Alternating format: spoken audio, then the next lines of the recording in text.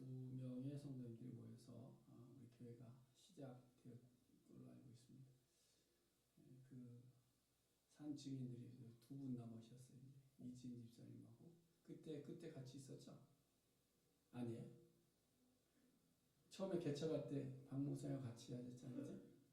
제가 알기로는 그렇게 알고 있는데 아닌가 봐요. 12명으로 시작을 해서 했다고 이렇게 말씀을 들었고요. 2006년 4월 달에 이제 이 장소를 구입하셔서 2006년부터 지금까지 신앙공동체를 이루어 오셨습니다. 그리고 저는 이제 2011년 4월 달에 제가 부임해서 지금까지 섬겨오고 있는데요. 하나님께서 이 교회를 지키시고 세우시고 또 지금까지 또 많은 영혼들을 보내셔서 새로운 새 생명들이 살아날 수 있는 귀한 교회로 세우신 것 감사를 드립니다. 그러니까 좀 정확하게 이야기하면 저희 교회가 이제 20년하고 6개월 지난 거죠. 20년 6개월 됐습니다. 그동안 교회를 개척하고 또 온 힘을 다해서 수고하셨던 우리 고 박영호 목사님의 수고와 또 여러 직분자들의 노고가 우리 교회를 세웠다라는 생각을 합니다. 그래서 하나님의 은혜가 얼마나 감사한지 모르겠습니다. 그래서 오늘은 지난 시간들을 돌아보고 또 앞으로 우리 교회가 나아갈 길을 생각하면서 오늘 본문에 나와 있는 질문을 하나 던지면서 말씀을 나누려고 합니다. 하나님이 원하시는 교회는 어떤 교회일까? 하나님이 원하시는 교회는 어떤 교회일까? 하나님께서 아브라함을 선택하시고 이스라엘 민족 공동체를 구별하시고 그 다음에 오순절 성령의 역사로 교회를 세우셨습니다. 이렇게 구별하시고 교회를 세우실 때는 분명히 하나님께서 목적하신 이유가 있다라는 겁니다. 목적하신 이유. 그럼 하나님께서 교회를 세우신 목적이 무엇일까요? 네? 하나님이 교회를 세우신 목적이 뭐예요? 우리가 교회로 모이는 이유와 목적이 뭘까요? 왜 이 교회가 존재해야 될까요? 네, 하나입니다. 이 세상에 있는 모든 교회들의 목적은 하나입니다. 그것은 영혼 구원입니다. 교회의 목적은 잃어버린 영혼을 찾아서 구원하는 것이 교회의 유일한 목적이 되는 겁니다. 여러 교회, 우리 교회는 이런 교회 얘기를 하는데 그거 다 떠나서 결국에 본질적인 교회의 목적은 영혼을 구원하는 데 있다. 그럼 그 영혼을 하셔야만 하는 그 근거는 뭐냐? 왜 그렇게 영혼을 구원하시려고 하느냐? 그 이유가 뭐냐? 그것이 바로 하나님의 사랑 때문입니다. 사랑. 하나님이 자기 백성을 지극히 사랑하시기 때문에 하나님이 세상을 이처럼 사랑하사 독생자를 주시고 그 독생자를 통해서 잃어버린 영혼을 구원하시려고 하나님께서는 교회를 세우셨다. 그러니까 하나님의 사랑과 영혼 구원이 하나가 되어 있다라는 겁니다. 그래서 여러분 우리가 사랑 그러면 우리가 잘 아는 단어가 있습니다. 뭐죠? 사랑은 헬라어로 뭐죠? 아가페입니다. 아가페. 많은 사람들이 아는 단어입니다. 아가페. 아가페라는 것은 뭐냐? 무조건적인 하나님의 사랑을 뜻하는 헬라어 단어입니다. 요한일서 4장 8절에 보시면 하나님은 사랑이시다 라고 말씀하셨는데 그때 사용된 단어가 아가페입니다. 데오스 아가페. 그리고 요한복음 3장 16절에서 하나님이 세상을 이처럼 사랑하사 할 때 그 사랑이라는 단어가 바로 아가페입니다. 그래서 성경에 나오는 한국어 사랑은 모두가 아가페는 아닙니다. 사랑이라고 번역을 했지만 모두가 다 하나님의 사랑을 이야기하는 것은 아닙니다. 자기 자신을 사랑하는 것도 있고요. 돈을 사랑하는 것도 있습니다. 아니면 공동체 안에서 형제 간에 서로 사랑하는 것도 있습니다. 이런 사랑들을 우리가 필레오라는 단어를 쓰기도 하고 육체적 감정적인 사랑은 에로스라고 하기도 합니다. 이렇게 사랑에 대한 다양한 단어들이 있습니다. 근데 하나님께서 우리를 사랑하셨던 그 무조건적인 사랑은 아가페라는 단어를 사용하고 있습니다. 자, 이런 헬라의 아가페와 그럼 동일한 의미를 가진 히브리 단어는 뭐냐? 그것이 바로 헤세드입니다. 헤세드. 아가페는 헬라어로 사랑이고요. 헤세드는 히브리 단어로 사랑이라고 표현할 수도 있고요. 구약에서는 사랑이라는 말보다는 은혜라든지 긍휼이라든지 아니면 자비라든지 인자라든지 이런 말들로 많이 번역합니다. 예를 들어 보면 출애굽기 20장 6절에 보시면 나를 사랑하고 내 계명을 지키는 자에게는 천대까지 은혜를 베푸시겠다 이렇게 이야기합니다. 여기서 은혜가 뭐냐? 헤세드입니다. 헤세드. 그래서 하나님의 계명을 지키는 자에게 내가 헤세드, 은혜를 베푸겠다. 신약에 와서는 어떻게 되느냐? 요한복음 14장 21절에서 계명을 지키는 자라 나를 사랑하는 자니 나를 사랑하는 자는 내 아버지께 사랑을 받을 것이나 나도 그를 사랑하여 그에게 나타내리라. 여기서 나타나는 사랑은 아가페입니다. 그러면 계명을 지키는 자에게 신약에서도 내가 아가페 사랑하겠다 이 말씀을 하고 있는 거죠. 동일하게 계명을 지키는 자에게 베푸시는 하나님의 반응은 구약에서는 헤세드로 표현을 하고 있고 신약에서는 아가페로 표현을 하고 있는 겁니다. 뭐 그 외에도 다양한 용어로서 이제 헤세드가 번역이 되고 있는데요. 오늘 우리가 읽은 본문 6절 말씀에도 보면 인애라는 단어가 나옵니다. 인애, 그렇죠? 인애. 4절에도 나오고요, 6절에도 나오는데 이 인애라는 단어 역시 헤세드를 인애로 표현을 하고 있는 겁니다. 여러분 6절 말씀 다시 보시면요, 하나님이 원하시는 것이 무엇인지는 이제 거기에 명확하게 이야기하고 있는데 나는 인애를 원하고 제사를 원하지 아니하며 번제보다 하나님을 아는 것을 원하노라 이렇게 되어 있습니다. 그렇죠? 이것은 둘로 묶을 수 있습니다. 제사와 번제를 하나로 묶을 수 있고요. 그 다음에 인애와 아는 것을 하나로 묶을 수 있습니다. 왜냐하면 제사와 번제는 제사라는 것은 정해진 의식의 모든 것들을 이야기하는 거고요. 번제는 그 제사 중에 한 행위를 이야기하는 겁니다. 그 다음에 인애와 아는 것은 하나님 안에 있는 인애, 하나님 안에 있는 헤세드를 동일시 보고 있는 겁니다. 그래서 그 하나님을 아는 것을 이야기하고 있는 거죠. 그러므로 하나님께서 자기 백성들이 원하시는 것은 하나님의 그 인애, 하나님의 속성, 인애를 알기를 원한다 이 말씀을 하고 있는 겁니다. 우리가 앞에서도 보았지만 이스라엘 민족이 심판을 받게 된 결정적인 이유가 뭐죠? 결정적인 이유. 그 세 가지를 얘기했는데요. 첫 번째 진실과 인애와 하나님 아는 지식입니다. 근데 진실과 인애는 뭐냐? 이것도 똑같이 하나님의 속성입니다. 근데 이 하나님의 속성을 알지 못하는 무지함에서 하나님의 심판이 임했다는 겁니다. 그래서 신앙이라는 것은 뭐냐? 하나님을 아는 것에서부터 시작하는 거예요. 하나님을 아는 것. 그리고 신앙의 마지막은 뭐예요? 하나님을 온전히 아는 것으로 마치는 것이 신앙의 마침표입니다. 우리가 3절에서도 보지만 호세아 선지자가 강조해서 외치는 소리가 있어요. 돌아와라 돌아와라 돌아와라 말씀합니다. 상처를 회복해 줄 것이다. 그런데 마지막에 뭐예요? 여호와를 알자. 회복된 후에는 여호와를 알아야 된다. 여호와 하나님이 누군지를 힘써 알자. 이 말씀을 하고 있는 거예요. 오늘 본문 6절에서 제사를 원하지 않고 번제보다 하나님을 아는 것을 원한다라고 하는 것이 무슨 제사나 예배하는 행위 자체가 중요하지 않다라는 것을 이야기하는 것이 아닙니다. 제사나 번제는 드려도 되고 드리지 않아도 된다는 것이 아니에요. 가끔 어떤 분들이 이 본문을 가지고 하나님은 제사를 원하시는 분이 아니야. 그러니까 뭐 예배 같은 거 꼭 그렇게 꼭 드려야 되고 뭐 그렇지는 않아. 이렇게 이야기하시는 분이 있어요. 그러면서 무교회주의를 이야기하는 분들도 있는데요. 이분들은 정말로 하나님을 너무 모르는 거예요. 하나님을 너무 모르는 거예요. 무지한 겁니다. 하나님께서 지금 강조하시려고 하는 것은 하나님께서 우리를 왜 구원하시려고 하셨는가? 하나님께서 왜 자기 백성들의 심판을 예고하시는가 하는 것을 가르쳐 주시기 위함입니다. 하나님의 인애를 좀 알았으면 좋겠다. 하나님의 사랑을 좀 알았으면 좋겠다. 그래서 내가 너를 구원하려고 한다. 이걸 좀 알기를 원하는 거예요.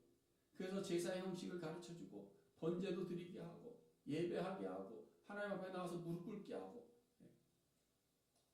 그러면 이스라엘 백성들이 제사를 드리지 않았느냐? 드렸어요. 번제도 드렸습니다. 남과 북이 나눠졌을 때 가장 먼저 한 것이 뭐라고 그랬어요? 단과 베델에다가 뭘 만들었죠? 산당 만들었어요. 거기다 금송아지 우상 만들어 놓고 여기서 제사하는 겁니다. 누구에게? 하나님에게 제사하는. 이것이 너희 우리의 하나님이다 라고 하면서 거짓된 우상을 만들어 놓고 제사한 겁니다. 번제 형식도 다 취했어요. 예수님께 책망받았던 신약시대 바리새인들과 제사장들도 보세요. 그 사람들이 제사하지 않았습니까? 아니에요. 제사 엄청나게 철저했습니다. 다른 거는 다 익스큐즈해도 제사만큼은 익스큐즈가 안 됩니다. 어떠한 형편이 있든지 간에 예배하고 기도의 시간 철저히 지켜왔던 사람들. 그래서 그 사람들 자랑하잖아요. 나는 제사 드렸고 나는 금식했고 다 하잖아요. 그러면서 나는 저 세리와 같지 않습니다. 라고 자기 스스로를 자랑하던 사람이 바리새인. 예수님이 그 사람들 책망하셨어요. 여러분 우리가 이스라엘의 초대왕 사울이 책망받은 말씀도 너무 잘 알고 있잖아요. 순종이 제사보다 낫다. 듣는 것이 순양의 기름보다 낫다. 여러분 사울이 제사를 안 드리는 것이 아니잖아요. 제사 잘 드렸습니다. 전쟁에 나가기 전에는 하나님 앞에 먼저 제사를 드리는 걸 알았습니다.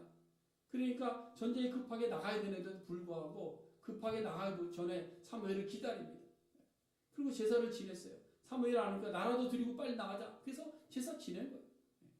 그럼에도 불구하고 사울왕은 책망을 받습니다. 이게 무엇을 우리에게 이야기하는가 하면 번제의 제사 형식이 없어서가 아니라 그 제사의 형식이 하나님을 아는 지식이 없이 드렸다는 거예요. 하나님을 모르면서 제사했다는 겁니다. 하나님을 알지 못하는 가운데 무지한 가운데 예배했다는 거예요.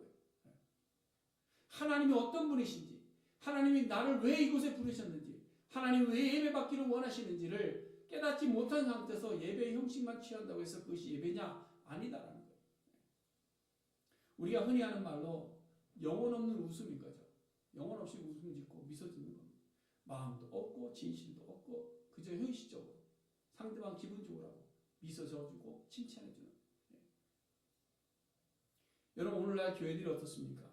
교회 어떻습니까? 한번 잘 생각해 보세요. 조금 전에 우리 장로님 부부가 특송한 가사처럼 사람이 아니라 사랑이 넘치는 교회. 근데 오늘날 교회는 사랑보다는 사람을 원하는, 섬김 받기보다는 섬김의 기쁨을 아는 교회. 우리는 교회 가면 왜 목사님이 나를 이렇게 안 섬겨주지? 왜 교인들이 나를 이렇게 안 섬겨주지? 늘 섬김 받기로 하고 교회가 왜 이렇게 불편하지? 왜 자꾸 교회는 나에게 일만 시키지? 이런 것들 다 뭐예요? 섬김 받으려는 마음. 근데 섬김이 기쁨되는 교회. 예수님께서 제자들의 발을 씻기면서 기뻐하신 것처럼 그런 교회. 화려한 겉모습보다 중심이 주를 향한 교회. 화려한 네온 사인들을 붙이고 교회 건물을 아름다운 건축가들이 만들어내도 그 안에 십자가가 없고 주님을 향한 사랑이 없다면 그것은 교회일 수 없다는 거예요. 여러분 교회는 하나님의 인애, 헤세드를 힘써 알고 그 안에 감사하는 교회가 되어야 됩니다. 그 인애를 실천하는 교회가 돼요. 여러분 우리가 하나님이 없다는 것은 뭐라고 그랬습니까? 어리석음이다라고 이야기합니다. 시편 14편 1절 말씀에 보시면 어리석은 자는 그의 마음에 이르기를 하나님이 없다 하는도다. 하나님을 알지 못하는 자들이 하나님을 불신하고 하나님을 의심합니다. 그럼 그들의 삶이 어떠느냐? 그 다음에 나오는 것이 그들은 부패하고 그 행실이 가증하니 선을 행하는 자가 없다.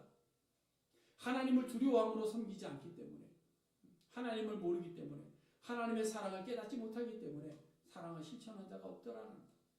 여러분 하나님께서 우리에게 가장 원하시는 것이 있다면 그것은 바로 하나님이 누구신지를 바르게 아는 교회가 되기를 원하시는 줄로 믿습니다. 우리가 힘써야 되는 것이 뭐냐? 하나님을 알기 위한 그 노력들이 우리 속에 있어야 된다. 하나님을 알기. 하나님이 어떤 분이신지, 하나님이 나를 어떻게 사랑하셨는지, 하나님이 나를 위해서 왜 죽으셨는지, 하나님이 나를 위해서 무엇을 준비하고 계시는지, 나는 하나님을 위해서 무엇을 위해서 살아야 되는지를 알아가는 것이 우리 교회를 향한 하나님의 계획이고 목적이다라는 사실입니다. 여러분 교회가 무엇을 이루겠다고 의기투합하기 전에 우리가 알아야 될 것이 뭘까요? 하나님을 알아야 됩니다. 하나님을 알아야 돼요.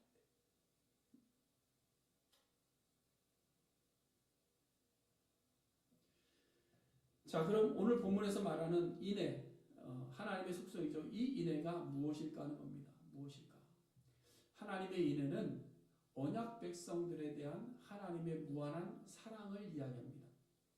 다시 한번 말씀드리면 언약 백성, 언약을 맺은 자기 백성에 대한 하나님의 무한한 사랑을 인애라고 이야기합니다. 자, 이것을 이해하기 위해서 우리가 신명기를 한번 찾아보겠습니다. 이것은 성경을 좀 찾아볼게요. 신명기 7장. 구약성경 신명기 7장. 창세기, 출애굽기, 레위기, 민수기, 그 다음에 신명기입니다. 구약성경 273페이지인데요. 자, 거기 보시면 7장 9절 말씀 보세요. 그런즉 너는 알라 그랬죠? 너는 알라 누구를? 내 하나님 여호와를 알라 이깁니다.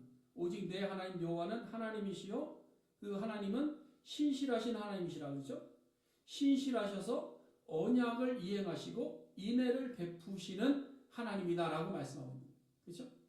거기 9절 말씀이 나오잖아요. 여호와는 하나님이시요 신실하신 하나님이시라 그를 사랑하고 그의 계명을 지키는 자에게는 천대까지 그의 언약을 이행하시며 뭐를 베푸신다? 인애를 베푸시는 분이다. 그리고 13절에 가서 하나님께서 인애를 베푸시는 내용에 대해서 이제 거기 나옵니다. 13절 보세요. 내게 은혜를 베푸실 것이라 12절 마지막에 돼 있고 마지막에 곧 너를 사랑하시고 복을 주사 너를 번성하게 하시며 내게 주리라고 내 조상들에게 맹세하신 땅에서 내 소생에게 은혜를 베푸시며 내 토지 소산과 곡식과 포도주와 기름을 풍성하게 하시고 내 소와 양을 번식하게 하실 것이다. 이것이 하나님의 인애로 언약 백성들에게 베푸시겠다고 약속하신 약속의 말씀입니다. 근데 오늘 본문에 보면 오늘 본문에 다시 돌아가 보세요. 오늘 본문 호세아로 다시 돌아가 보시면 하나님께서는 약속하신 것을 반드시 지켜 행하시고 이런 인애를 베푸시겠다고 약속으로 주셨어요. 그런데 오늘 본문에 보니까 이스라엘 백성들 향해서는 무엇라고 말씀하고 있느냐? 4절 말씀에 보면 에브라임아 내가 내게 어떻게 하랴 유다야 내가 내게 어떻게 하랴 너희의 인애가 아침 구름이나 쉬 없어지는 이슬같이 되어버렸다. 이 말은 너희가 가져야 될 하나님과의 언약 관계에서 본받아야 될 인애가 너희 속에서 사라져버렸다. 그러면서 7절 가서 이렇게 이야기합니다. 그들은 아담처럼 언약을 어기고 반역했다. 자, 여기서 강조하고 있는 말씀이 뭡니까? 무엇과 연결되어 있죠? 언약 관계입니다. 언약 관계. 다시 말해서 오늘날 교회를 향해서 하나님이 원하시는 것은 언약을 잘 지켜 행하는 교회, 하나님과의 계명을 잘 지켜 행하는 교회를 원하신다는 거예요.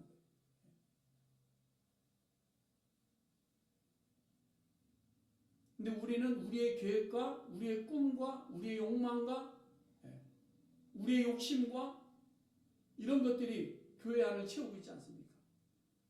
즐거움과 쾌락과 기쁨과 세상적인 정보와 세상적인 쾌락의 요소들과 세상적인 많은 모임들과 위로받는 자리.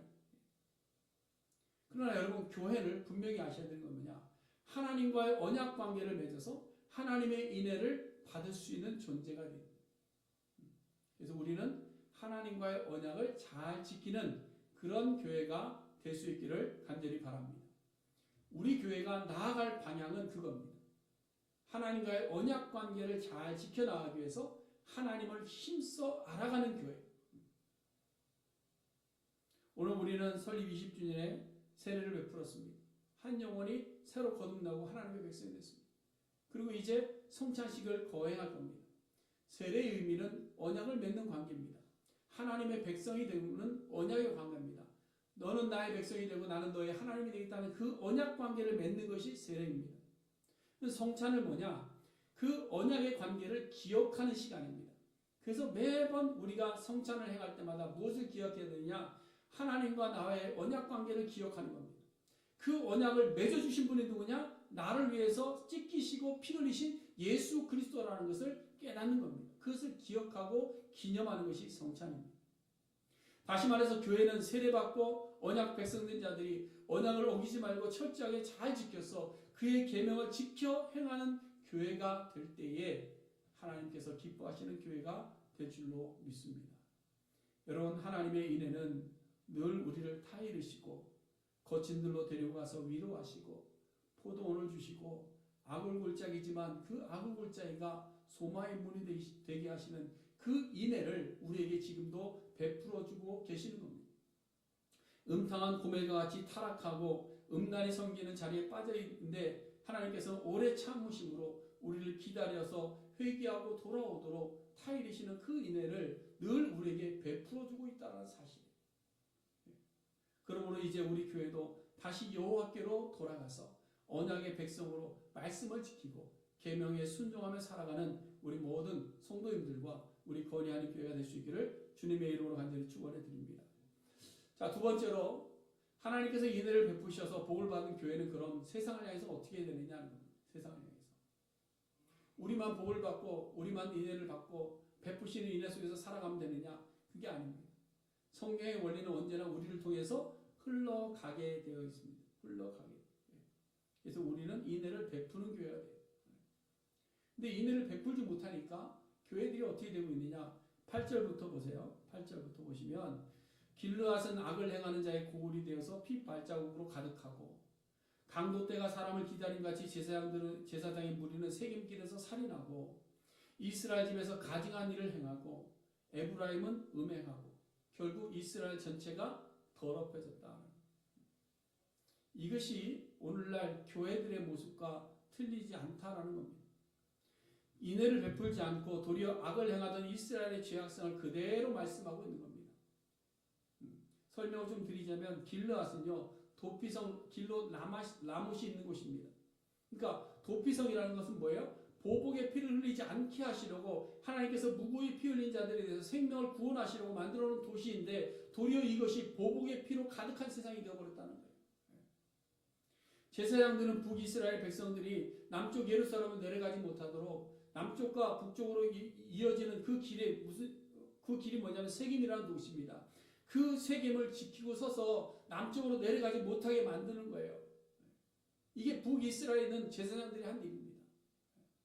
그 짓을 하고 있는 거예요. 가증한 일과 음행한 일들은 도덕적인 타락까지 겹친 거죠. 영적인 타락과 동시에 육적인 삶마저 타락해버린 겁니다. 완전히 더럽혀졌다는 거예요. 북이스라엘 모습들이. 근데 북이스라엘만 그러느냐? 아니에요. 오늘 11절 말씀 보면요. 이것은 단순히 북이스라엘뿐만 아니라 유다에게도 경고하고 있는 겁니다. 11절 말씀 보세요. 또한 유다여 이렇게 돼 있잖아요. 또한 유다여 내가 내 백성의 사로잡힘을 돌이킬 때에 내게도 추수할 일을 정했다. 저는 이 말씀을 보면서 얼마나 무서웠는지 모릅니다. 너무너무 무서웠어요. 정말 무서웠어요. 왜? 북이스라엘에 대해 경고하시는 말씀이 남유다에게도 주어졌는데 오늘날 우리에게는 주어지지 않을까? 여러분 호세아 선지자가 우리 교회를 향해서 주시는 예언의 말씀으로 들리지 않습니까? 다른 교회 쳐다볼 것 아니고요. 우리 교회는 아니할 것 아닙니다. 많은 분들이 우리 교회는 아니고 저쪽 교회 그러는데요. 아니에요. 우리 교회도 그래요. 여러분 교회는 착한 행실로 본을 보여야 됩니다. 교회는 서로 사랑하는 모습으로 예수님의 제자됨을 세상에 보여야 됩니다. 교회는 세상 사람들도 인정할 만한 인애를 실천할 수 있는 그런 교회가 되어야 됩니다. 이 말은 우리 성도님들이 세상을 살아갈 때에도 세상 모든 사람들이 저 사람은 예수님의 제자야라고 인정할 수 있어야 된다는 거예요. 저희 교회 와서는 제가 그런 전화를 받아본 적이 없는데요. 그 전에 섬기던 교회에서는 가끔 그런 전화를 받습니다. 그 교회 누구 있죠? 이래 물어요. 그러면 덜컥 겁이 납니다. 왜냐하면 처음에는 호칭을 얘기해요. 그 교회 누구 뭐 장로, 집사, 권사 있죠? 그러면 네, 그러면 그 다음부터는 쌍욕 나옵니다. 제가 여기서 말을 못해서 그렇지. 목사님 제가 전화를 받았는데도 저한테 대놓고 쌍욕. 그러면 너무너무 부끄러워요. 이게 뭘 이야기하는가 하면 하나님의 교회, 하나님의 성도들이 세상 가운데 인애를 베풀지 못하고 살았다는 거예요. 여러분 하나님께서 원하시는 인애는 우리가 서로 사랑하는 교회가 되는 겁니다. 우리의 사랑을 세상에 드러내는 교회입니다. 우리의 사랑을 세상 가운데 실천하는 교회입니다. 그걸 하나님께서 우리에게 원하시는 거예요. 그래서 여러분 요한복음 15장 12절 말씀에 보면 이렇게 말씀하고 있죠. 내 계명은 그렇죠? 앞에 말씀드려 연결해 보시면 계명을 잘 지키는 자에게 인애를 베푼다 말씀하셨어요. 그럼 내 계명은 뭐냐? 내가 너희를 사랑한 것 같이 너희도 서로 사랑하라 하는 이것입니다. 지금도 우리 교회가 서로 사랑하는 신앙 공동체를 이루고 있지만 더욱더 예수 그리스도 안에서 서로를 사랑하고 서로의 사랑을 실천하는 교회로 견고히 서갈 수 있는 교회가 될 수 있기를 간절히 바랍니다. 그뿐만 아니라 우리의 사랑이 우리끼리만의 사랑이 아니라 이웃을 향해서 그리스도의 사랑을 실천할 수 있는 교회가 될 수 있기를 간절히 바랍니다. 그것을 위해서 우리가 기도할 때, 그것을 우리가 실천할 때 하나님께서 우리를 기뻐하시고 하나님께서 우리에게 도리어 인애를 베푸셔서 오늘 말씀에 있는 것처럼 우리에게 놀라운 복을 베풀어 주실 줄로 믿습니다. 사랑하는 성도 여러분, 오늘 20주년을 지내면서 우리는 또다시 20년을 바라봅니다. 이 시점에서 우리가 생각해야 될 것이 하나님이 원하시는 우리 교회의 모습이 무엇일까 하는 겁니다. 우리가 출석하고 있고 우리가 함께 신앙 공동체로 있는 우리 교회가 어떤 교회 되기를 원하는가? 오늘 본문의 말씀을 통해서 두 가지를 우리가 기억하기를 원합니다. 첫 번째, 언약 관계를 기억하고 하나님과의 언약을 버리지 않는 교회. 우리는 늘 우리의 생각이 깨 있어야 됩니다. 무엇을 깨 있어야 하나? 하나님과 나는 언약 관계의 백성. 나는 하나님의 백성이다. 나는 하나님의 자녀다. 하나님이 나와 함께 하신다. 그러므로 나는 하나님과의 언약 관계를 잘 지켜야 된다는 것을 늘 기억하고 사셔야 됩니다. 그래서 말씀 중심의 교회, 말씀대로 순종하는 교회, 그래서 언약을 회복하는 그런 교회가 되어야 될 줄로 믿습니다. 그 다음에 두 번째로는 인애를 실천하는 교회가 되어야 됩니다. 하나님의 인애를 깨닫고 하나님께서 우리에게 복을 주시고 하나님께서 복 주시는 우리가 믿는다면 그 복과 인애를 우리는 나누는 자가 되어야 됩니다. 예수님의 사랑을 기억하며 먼저 우리 교회가 서로를 사랑을 실천할 뿐만 아니라 이웃을 향해서도 선한 영향력을 끼칠 수 있는 그런 우리 교회가 되어야 될 줄로 믿습니다. 이렇게 하나님이 원하시는 교회로 회복하기 위해서 우리는 금년에 여호와께로 돌아가려고 합니다. 사랑하는 성도 여러분, 이것이 구호가 되지 말고 우리 사랑하는 모든 성도님들의 마음과 삶이 될 수 있기를 바랍니다. 그래서 여호와께로 돌아가는 우리 성도님들, 여호와께로 돌아가는 우리 권해하는 교회가 될 수 있기를 주님의 이름으로 간절히 축복해 드립니다.